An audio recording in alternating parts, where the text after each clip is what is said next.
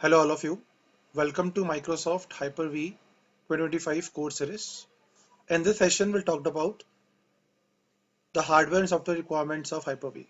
So let's start the session, guys. So this is my Word file I have.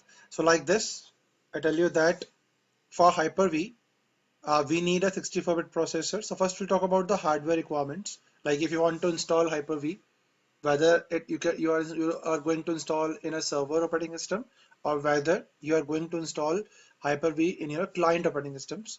Okay, they are the requirements we need. So for the first we'll talk about the processor one. So we need a 64-bit processor CPU with hardware virtualization.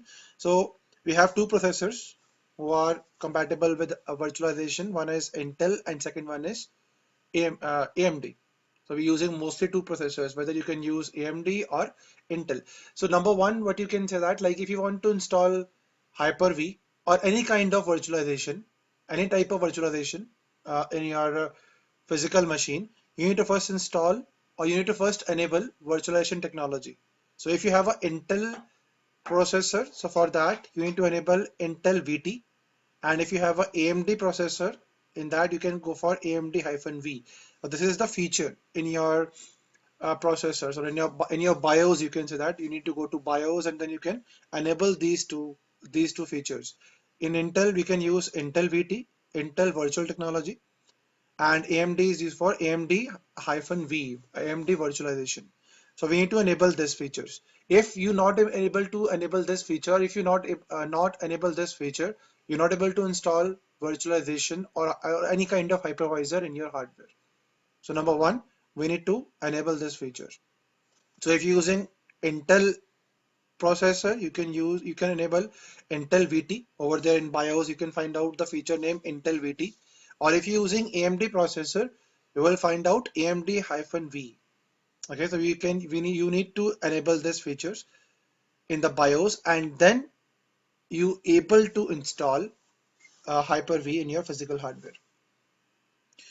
So we need a processor. We can say that 64-bit processor with hardware virtualization enabled, and then we need a SLAT. SLAT is what? It's a kind of a feature, hardware feature in your CPUs. It is used to speed up your virtual machine performance by memory. So it's a kind of a memory feature, you can say that. So in Intel, the feature name is EPT, extend page tables, extended page tables, and in your AMD, the feature name is nested page tables. So there are the two features, different features and different organization CPUs. So in AMD, you can find out NPT, and in your Intel, you can find out EPT. So these features are by default enabled, but if it is not enabled, you need to enable this as well. Okay, so by default it's enabled in your CPU. So it's a kind of a hardware feature in your CPU. Then we need a minimum 4 GB of RAM to run Hyper-V. Like imagine if you want to install a multiple virtual machine. So in that case, you need a high amount of RAM. You can say that. Like imagine if I want to create 4 virtual machines, and I can define 2 GB each to those four virtual machines. So it's 8 GB. So as per the hardware requirement, you can say that. Like in your hardware, you have 32 GB RAM. So accordingly, you can create the virtual machines. So minimum for running Hyper-V, we need 4 GB. Then we need a disk space, same 8 GB minimum, but we can recommend it 250 plus GB disk space, like same thing, 20 GB, or you can say that more than 20 GB, because same thing, when you're going to create a virtual machine, you can define the hard disk of your virtual machine as well. So like imagine if you are creating 4 virtual machines, and each virtual machine you can define 20 GB hard disk. So it's approximately 80 GB hard disk. So like the same, it's up to your hardware requirement, like how much CPU or how much virtual machines you want to create. Okay, so minimum for running Hyper-V, we need 8 GB minimum hard disk space. With SSD hard disk we need, and one LAN adapter.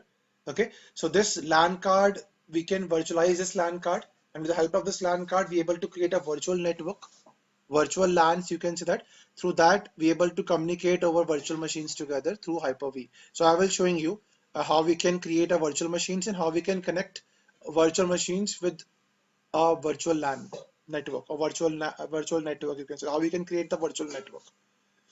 And then we need a BIOS or UEFI. These are the features. You can say that BIOS is a program where we can enable virtualization, as I already told you. If you're using Intel processor, in that you can enable Intel VT, or if you're using AMD processor, in that you can need to enable AMD-V, okay, in BIOS, or the new firmware now using UEFI. Okay. So now if we talk about the software, so software requirements, we need operating system, simple. Either you can use client operating system or a server operating system.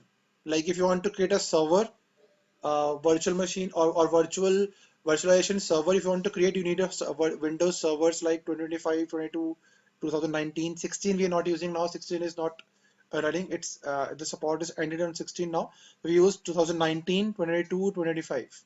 Any kind of server you can use with edition like enterprise edition, data center edition, sorry, we mostly used. Okay.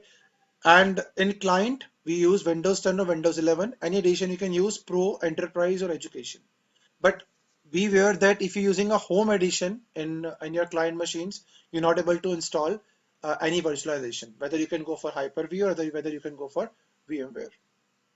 So we need operating systems as per the requirement. So if you want to create your virtualization server, so in that case, like imagine you want to install VMware EXI. Okay, so for that we don't need a particular Windows server operating system. We directly install that. Like if you want to install Hyper-V, so for that we need a Windows server like 2025 or 2022 or 2019, any kind of a server we need to install Hyper-V. If you want to run your Hyper-V in your client operating systems, you can. You need Windows 10 or Windows 11 with these editions, Pro, Enterprise, or Education. Skip Home Edition because we're not able to use Home Editions. We're not able to install Hyper-V, you can say that, in Home Editions, or any kind of virtualization in Home Editions.